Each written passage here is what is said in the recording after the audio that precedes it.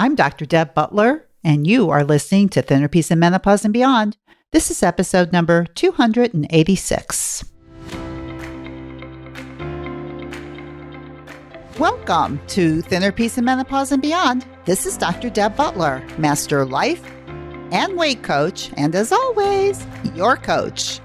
If you're a woman and you're smart and you're successful and you've been struggling with weight your whole life, and now menopause is making it harder than ever, and you are ready to make this the last time you ever have to go on a diet again, then this podcast is for you. Stay tuned. Hello, hello, hello. How are you all today? Oh my gosh. I have had some adventures, to say the least, and I'm not going to get into it a lot right now because I'm going to I don't know what I'm going to do with it because I'm learning so much about myself. But to make a long story short, I fractured my elbow a couple weeks ago and had surgery on it, and I'm starting to be on the mend. And I have learned so much that I want to share with you. But for today, as I'm still processing it, I just want you to know that. And I want you to know that sometimes you just got to feel what you're going to feel, be it pain or be it emotion. Because, honey, I have done all that. And I am out on the other end, and I can't wait to talk about it. But I do have some other very important things that I want to share with you today. And I have to tell you this too, that there's nothing in the world like having a passion for what you love to do, because I love doing this. I love talking to you. I love coaching. And it makes the healing process of my elbow so much better because I feel like I have something I have to do. And so I have to kind of put that in a place because my passion is even bigger than the pain. And I've never seen it as clearly as I see it right now that I'm sharing with you. And so the things that I'm planning, because I'm in the midst of doing a lot of planning, in the midst of breaking my elbow, I'm also in the midst of creating my new group. My last group of the year is coming up soon. And oh my gosh, my brain is cracking from so much great creative information. And this group that I have put together, I am in the midst of finishing the touches on it, will be the best offering I think I've ever done. And so I want you to be thinking about it right now because you can't sign up for the group yet, but you can get on the wait list now so that when I do put it out, which will be in a few weeks, you'll be the first to hear about it and you'll be the first to sign up because I know this is going to sell out fast because I'm going to keep the group small and intimate because I'm going to coach my butt off. And those of you who are in there with me are going to be the recipients of some really good coaching. So if you're interested in being on the wait list for my group that's opening up soon, it'll be the last group of the year. I only do them a few times a year, as most of you know. Most of what I do all year round is individual coaching. But if you're interested, you need to go to drdebbutler.com/group, GROUP, or go to my show notes, drdebbutler.com/286, and all the information is there in terms of if you want to sign up. Now, one of the things that I want to talk about today is some of the tools that I know that I'll be using in this group program because I know the things that work the best. I've had so much experience with groups and individual coaching now that I know the things that help menopausal women have permanent weight loss. I know the tools that work and I know what's going on in your brain. Like I have no doubt. If I never talk to you, I could tell you what you're thinking because I know. But one of the things that I will be teaching in this next program that I want to talk to you a little bit about now, because I really want you to think about this. I've talked about the scale off and on for years. And the thing about the scale is that it is a tool, as you know, I have told you very many times, and you all repeat it back to me. I know it's just a tool, but that tool still seems to bring up more emotions than is necessary that does not help you gain permanent weight loss in menopause. Now, I want to have a drum roll, please, because I've talked to you about specific emotions that get in the way. I want to tell you the emotion that you must have in order to have permanent menopausal weight loss. And that, my darling, is patience. Because this is what I know for sure from myself of 30 years of dieting, is that whenever I was going on a diet, I got in a hurry. It was urgent. My life was waiting for me as the scale went down. Everything in my life was going to change when the scale went down. And so therefore, I needed that scale to go down fast because I was ready. And of course, it never went down fast. And I know now, because I'm a coach and because this is the work that I do, is that the faster and the more urgent that you want that number to go down, the slower it is. And it's true. So I want to teach you a little bit about how to create that emotion. And I want to tell you how the scale gets in the way of that emotion. So when I'm doing scale work with my clients, either in a group or individual, it always comes up that it's too slow. I've said this on other podcasts before. It's probably the most erroneous thought that people continue to choose to think that gives them negative results, that they don't realize they have a choice in thinking. But thinking that it's slow actually makes you feel disappointed or frustrated.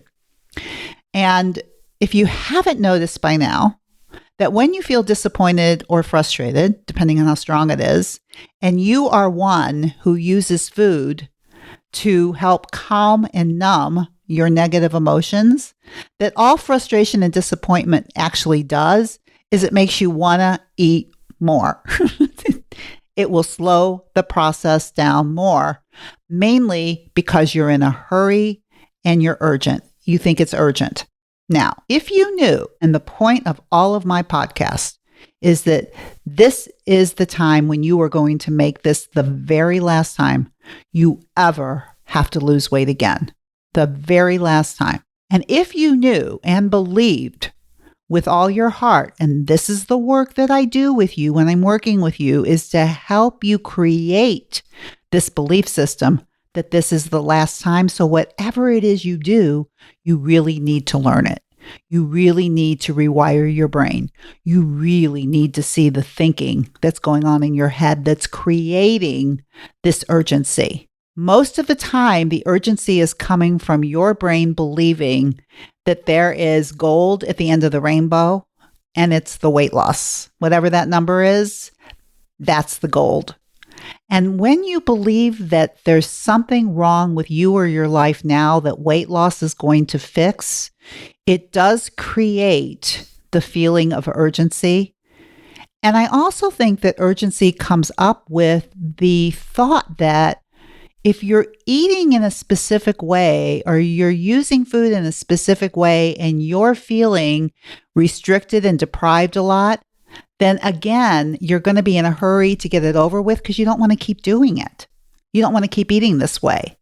How many times have I had clients say, as soon as I get this weight off, now they don't say it, but what they're thinking, as soon as I get this weight off, then I can go back and eat what I want. Because then my weight will be off and then I can use food again to reward myself.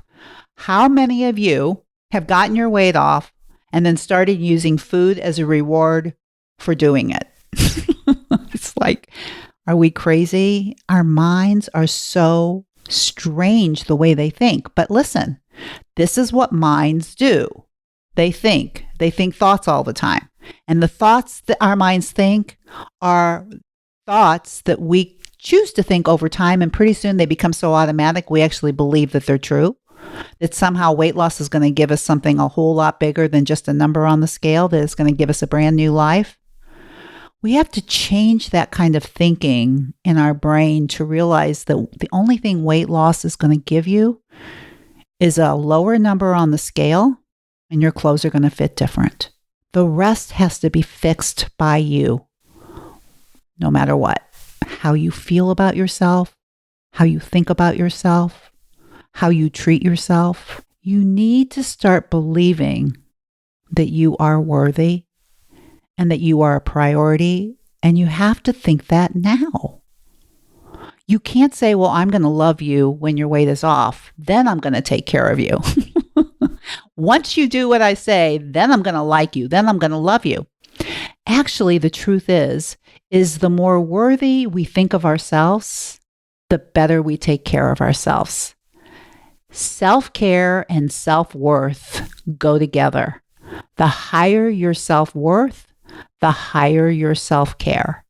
Self-care has everything to do with the number on the scale, right? If you're putting too much food in your mouth because you're trying to cover up emotions, that's not self-care. And listen, I know that you're not trying to cover up emotions when you're actually eating. In the moment, you're thinking, oh, the food is so delicious, or you've been good all day, or it's been a hard day. You're using it as a reward. But when you're working with me, especially I think when you're working in a group situation, you'll find that there's a lot of women that think just like you. So when I coach one person or another, it'll be like I'm coaching you.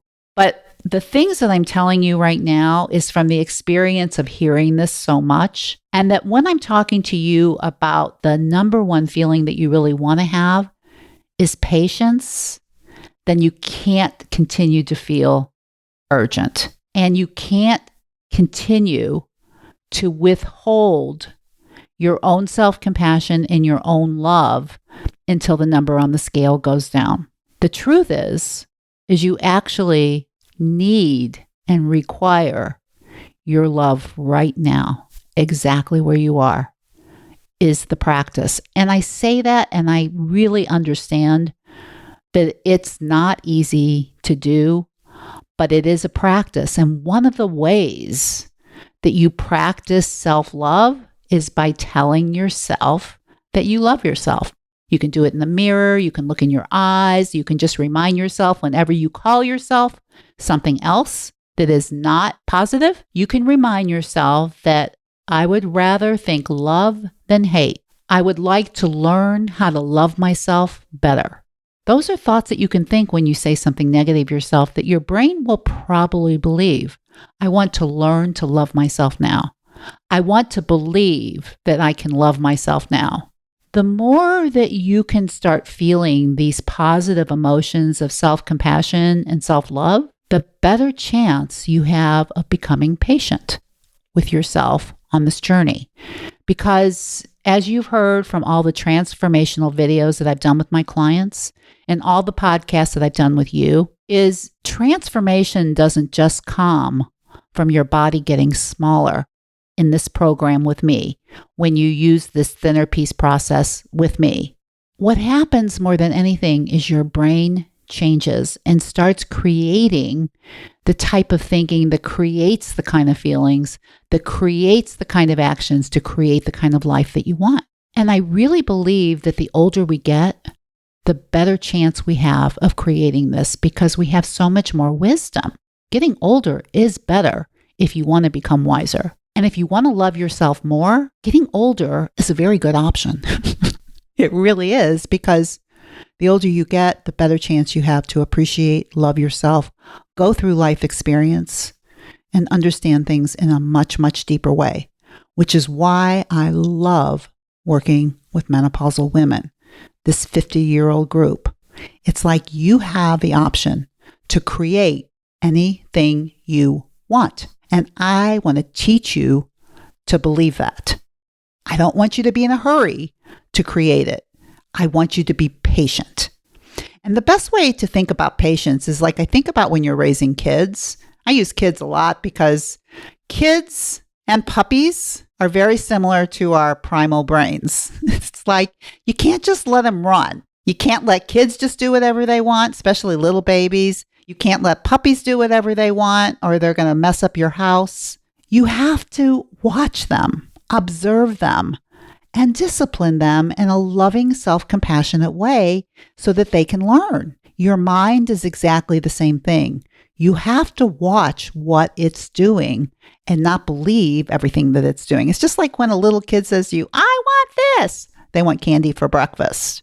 That does not necessarily mean just because they want it, you're going to give it to them. You kind of understand what's going on. And you also know that it's a no, right? So it's how do you handle that with them, disciplining them just think of it as your mind, but also making sure that they actually get what they need, or that making sure that you actually get what you need. You get to use your brain any way you want, and you can see yourself using it with other things like people and kids. But just imagine your brain is no different. You've got to watch it, and you've got to discipline it, and you've got to be loving about it. So this is what I want you to think about this week about your brain, your feelings, and permanent weight loss, especially in menopause, is that being in a hurry is only going to slow things down. Being urgent or creating the feeling of urgency, thinking that there's something so good on the other end, you have to have it now, will not get you what you want. But being patient and loving with yourself on this journey, not just with what you're putting in your mouth, but also to be able to hold that compassion for yourself for all the emotions that you feel when you want to eat. It really is a process, and there is a way to learn how to do all of this. And I have figured it out, and I call it the thinner piece process. It's how to feel your emotions without eating them. Sounds kind of good as I say it. It's like, wow, that can be the name of a book. But in reality, once food is not attached to a lot of emotions, then you can use food in the way that it was meant to be, which is to keep you alive. And once you can understand and feel your own emotions and learn how to feel them and use them to help you get an action that you want, then you have done that too. You stop using food for emotions and you start feeling your emotions. And then you have a whole gamut of what it's like to be a human being. Now, as you walk away from this today, the main feeling that I've been talking about for this podcast is patience. And the thoughts that I would love for you to use this week as you're eating between the twos, as you're feeling your own emotions, as maybe you're feeling your urges, is that you're patient with yourself no matter what. Even if you find yourself doing something that you wish you didn't do, you're patient. You're willing to look at it. You're willing to hold space for yourself, and you're willing to do it no matter what. It's a beautiful thing to be able to say to yourself. And when you notice urgency, just say to yourself, this is the last time that I ever have this. If this is the last time I ever have to lose weight again, then I have all the time in the world. Because it really doesn't matter if it's 3 months or 6 months. In the end, the journey that you're on, the person that you're going to become is really what you're looking for. It's not going to happen in 2 weeks. It's going to happen over time. And if you believe that you have all the time in the world to make sure that you get what you want and that you're willing to feel and you're willing to eat between the twos, then darling, I promise you, you can have anything that you want. So this week, practice patience. Think about the group that's coming up soon where we will be doing the scale work where these emotions come up. Listen, the scale is like one of the best tools I have to teach with other than the holidays, and I'll talk more about that next week. But the scale just brings up all your stuff. I want you to be able to get on the scale, and I want you to be able to create a feeling of patience.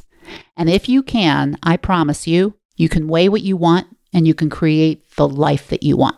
Now, the only other thing that I could possibly say to you before I end this is whatever you do this week and wherever you go, please be very, very kind to yourself, and I will see you next week. Bye-bye. If you've been following my podcast and you're loving all the tools that I teach you, but you're just not sure that you can do it or apply it by yourself, then please go to drdebbutler.com/work with me. And you can find out if the program that I do and the coaching that I do will help you get to where you want to be, to learn all the tools that I teach and be able to make it a part of your life. Just go to drdebbutler.com/work with me.